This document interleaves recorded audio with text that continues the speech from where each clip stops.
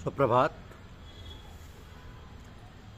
बीज मंत्र, यह हमारी आज की आध्यात्मिक चर्चा का विषय।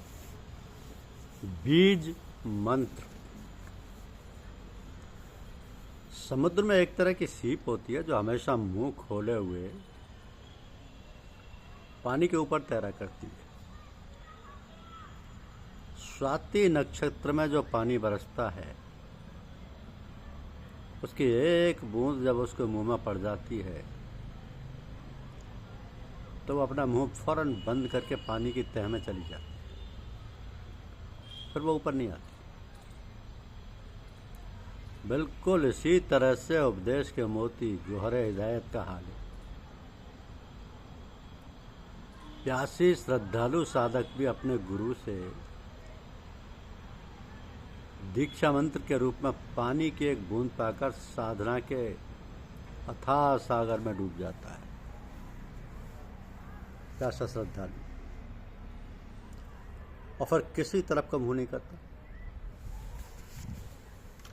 जब गुरु की कृपा दृष्टि और आंतरिक तवज्जो से जिज्ञासु या अभ्यासी के दिल में मालिक का नाम और याद का मंत्र जाग उठता है और दिल में सूरत लगकर आनंद में महब होने लगता है, तो इसी को बीज मंत्र कहते हैं। फिर से सुन लें, बीज मंत्र क्या है कि जब गुरु की कृपा दृष्टि और आंतरिक तवज्जो से जिज्ञासी या अभ्यासी के दिल में मालिक के नाम और याद का मंत्र जाग उठता है और दिल में सूरत लगाकर आनंद में महब होने लगता है, तो इसी को बीज मंत्र कहते हैं।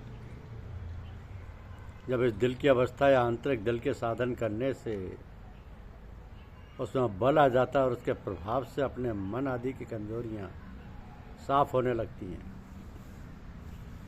तो इसी को मंत्र शक्ति मंत्र कहते हैं। जब यही अभ्यास इतना परिपक्व हो जाता है कि उस पर अपना अख्तियार और काबू हो जाता है, तो इसी को मंत्र की कीलक कहते हैं। अब ये तीनों अलग अलग चीजें हैं, बीज मंत्र, शक्ति मंत्र और मंत्र की कीलक। इस रास्ते में या इस दिल के रास्ते में दो तरह के प्रकाशों से संबंध रहता है। पहला है गुण रहित प्रकाश, जिसको बोलते हैं तजल्लिये सिफाती। गुण रहित नहीं, गुण सहित बोलिए। गुण सहित प्रकाश जिसको बोलते हैं तजल्लिये सिफाती, जिसमें गुण शामिल है। दूसरा सत्य प्रकाश यानी तजल्लिये जाती।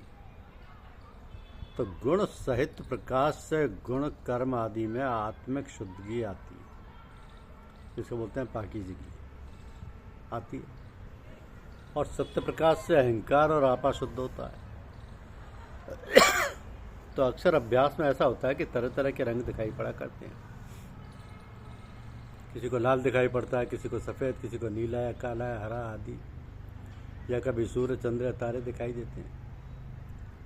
ये सब गुण सहित प्रकाश के अंग हैं। सत्य प्रकाश से दिल के अंदर अपनी तरफ से कर्म और गुण और समझबूझ सब कुछ उसी के आधार पर छोड़ बैठते हैं। यानी मतलब ये है कि इस मार्ग में दो राहें मिलती हैं, इति मार्ग यानी अस्वाद और नेति मार्ग यानी नफी। इति मार्ग का संबंध सत्य प्रकाश से और नेति मार्ग का संबंध गुण सहित प्रकाश से। तो आंतरिक अभ्यास की अवस्था में जहाँ तक तरह तरह की सूरतें हैं, वह प्रकाश या रंगवेजियाँ आदि दिखाई देती हैं और उनमें मन भी जाता है, मन भी समा जाता है। ये सब गुण सहित प्रकाश से संबंध रखते हैं। यानी मन का संग गुण सहित प्रकाश से होता है। अतः से प्रकाश और रंगमेजियों और चमत्कारों आदि के आनंदों में जी कभी नहीं लगाना चाहिए। बल्कि जो कुछ भी दिल के ध्यान के मार्ग में आते जाएं उनको छोड़ते जाना चाहिए, नफ़ी करते जाना चाहिए, यानी उनकी बिल्कुल परवाह ना करना चाहिए, क्योंकि गुण सहित प्रकाश में ये सब और इससे भी अधिक कश्फ व करामात, चाटक, नाटक, सिद्धियाँ आदि सब के सब सैरगाह के दृश्य हैं, ध्येय पर नहीं है।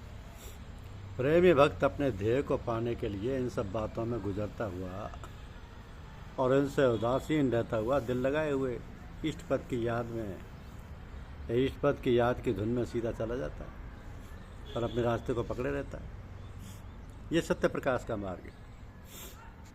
तो इस मार्ग में जो कुछ उसकी मोहब्बत, याद, लगन और लीनता और निष्ठा बढ़ती जाती है उसी को इति मार्ग कहती है। इस सिद्धांत का तरीका इति मार्ग है, यानी अस्वात है, जिसमें सूरत शब्द द्वारा दिल से सत्य प्रकाश के कदम पकड़कर चढ़ाई की कोशिश करते हैं।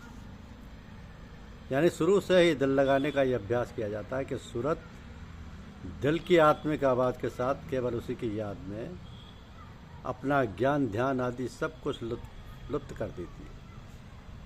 केवल आत्मिक सत्ता का भान रह जाता है और इसी अवस्था में सत्य प्रकाश के कदम पकड़ लिए जाते हैं। तो सत्य प्रकाश की तारीफ यही है कि जहाँ पर यह उदय होता है वहाँ पर कोई दूसरी चीज़ इसके सामने नहीं रह सकती, सिर्फ इसी का बोलबाला रहता है और दूसरी चीज़ें सब इसमें अपना आपा और वजूद लुप्त कर देती हैं और इसी का आधार बाकी रह जाता है। तो गुण दिल के महब होने के अभ्यास के साथ साथ सत्य प्रकाश के संग संग गुण सहित प्रकाश भी पैदा होता रहता है और सत्य प्रकाश का रास्ता दिल लिए हुए आगे बढ़ता रहता है, जिसमें सिवाय मालिक की सच्ची याद व धुन और लगन के और कोई उद्देश्य सामने नहीं रहता। बैकुंठ, नर्क आदि की कोई परवाह नहीं होती। मालिक प्रेम में सदा मुग्ध और लीन रहता है। गुण सहित प्रकाश में उसका दिल बिल्कुल नहीं जाता, लेकिन शारीरिक और मानसिक कर्मों और गुणों में उसके प्रभाव से शुद्धता और पाकीज़गी आती जाती है तथा त्याग व वैराग्य के गुण अपने आप आता जाता है। अभ्यासी इसी से लाभ उठाता है, जिससे अभ्यास में आगे बढ़ने के लिए काफ़ी बल और समय मिल जाता है। हालांकि वो अंदर से इस गुण सहित प्रकाश के किरणों से विरक्त रहता है। तो यह है बीज मंत्र, शक्ति मंत्र और मंत्र का कीलक। धन्यवाद। यूट्यूब चैनल को लाइक और सब्सक्राइब अवश्य कीजिए। शुक्रिया।